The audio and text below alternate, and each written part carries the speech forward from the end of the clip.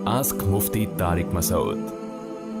University के hostel में कसर नमाज का हुक्म।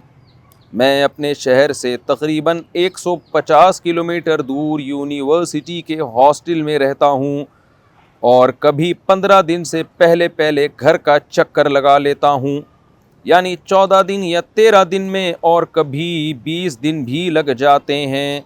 तो क्या मुझे हॉस्टल में कसर नमाज पढ़नी चाहिए या पूरी नमाज, जबकि मेरा ये सिलसिला 4 साल तक चलता है। नाम पता नहीं क्यों लिखना छोड़ दिया लोगों ने भाई।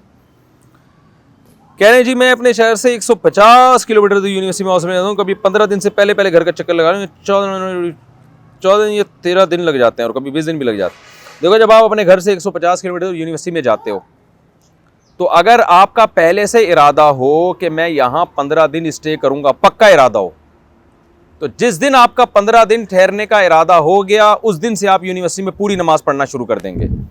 लेकिन अगर आप डाउट में हैं कि नहीं अभी इससे 15 दिन का इरादा मेरा नहीं है, तो जब तक आप डाउट है, आपको शक है, आप सफ़र वाली नमाज ही पढ़ेंगे, चाहे इसमें 6 महीने गुजर जाएं। मिसाल के तौर पर आप गए 1 मई को, आप पहुँचे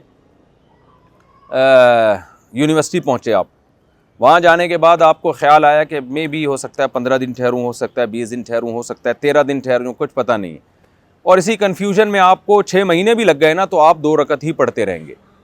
6 महीने बाद आपको ख्याल आया कि भाई मुझे जो है वो आज के बाद से 15 दिन ठहरना है, अब पक्का हो गया, तो उस दिन से आप पूरी नमाज शुरू कर देंगे। फिर दरमियान में आपको यार ख्याल आया कि 1 हफ्ते बाद ख्याल आया कि नहीं यार 15 दिन नहीं ठहरना, मुझे तो 13 दिन में वापस जाना है, तो उसी वक्त से फिर कसर शुरू कर देंगे। तो सफ़र वाली नमाज और कसर वाली नमाज का आपके नीयत से ताल्लुक़ है। जहां आप पहुंचते हैं तो वहां आप जब तक डाउट में हैं तो कसर ही पढ़ेंगे, सफ़र वाली नमाज पढ़ेंगे।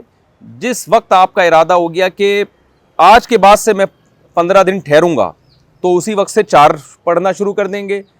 लेकिन अभी 15 दिन गुजरे नहीं थे, फिर आपको ख्याल हो गया कि नहीं जी मैं 10 दिन ठहरूंगा, तो फिर दोबारा कसर शुरू कर देंगे। तो नीयत पर है इसका मदार, चाहे इस कन्फ्यूजन में, कश्मकश में 10 महीने 10 साल भी गुजर जाएं।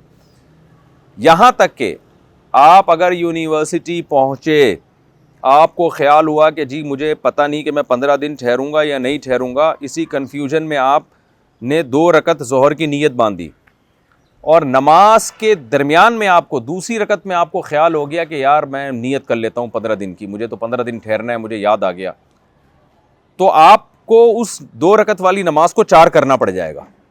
यानी आप पर लाजिम होगा कि तीसरी रकत के लिए आप खड़े हो जाएं, क्योंकि अब नमाज के अंदर ही आपकी नीयत 15 दिन की हो गई है, तो उसको 4 रकत को मुकम्मल करें। और अगर यूनिवर्सिटी में आपको ख्याल आया कि मैं 15 दिन ठहरूंगा, आपने 4 की नीयत बांध ली, 2 रकत के बाद आपको दूसरी रकत में आपको पक्का ढक्का ख्याल आ गया कि नहीं जी मैंने 15 दिन से पहले जाना है, 2 रकत के बाद आप सलाम फेर दें। तो इस तरह से नीयत की तब्दीली से मुसाफिर के हकाम तब्दील होते हैं। लेकिन ये जब है जब आप अपने घर से बाहर किसी दूसरे शहर में हो, जो जहाँ आपका ज़ाती घर ना हो, रिहायशी घर ना हो, जहाँ आपका सामान वगैरह रखा हुआ हो, जहाँ प्रॉपर अपनी बेगम के साथ रहते हैं।